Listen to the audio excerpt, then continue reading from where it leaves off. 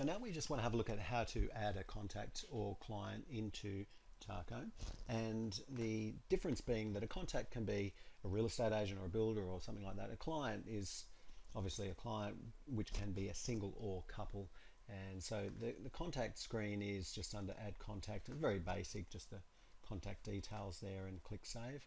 If we add a client, we get a couple more options, and I'm just going to go into that screen here.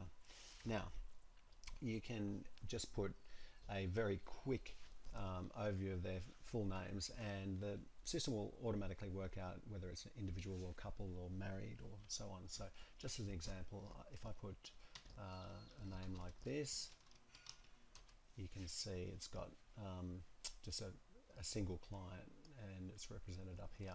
If I put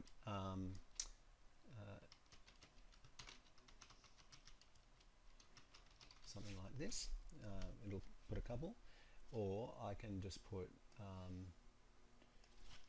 Joe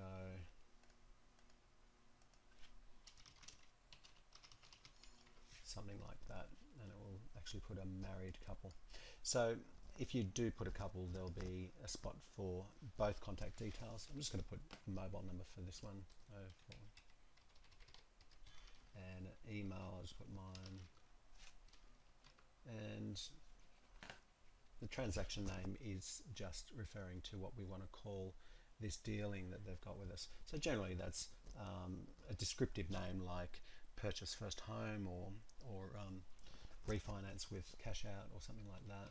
I'm going to put something here, and the template, generally you'll just choose the appropriate one there, and the office. If you've worked for multiple offices, you can save it to whichever office you want.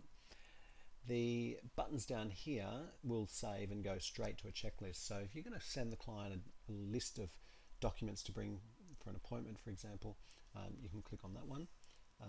The next one along is save and go straight into the transaction, and the third one is just to save and go back to the screen we were on. So I'm just going to click on save there. You'll see the new clients appear in the right hand side here, and that's pretty much it. Now because they're a couple, you'll see that they're linked to each other, and you can actually see that if I click on either one of them, you'll see that purchase home transaction will appear to get into the transaction. When I click on there the first time, is going to create the workflow for that transaction, and we'll cover that in a further video, but that's pretty much all there is to creating a client and their initial transaction.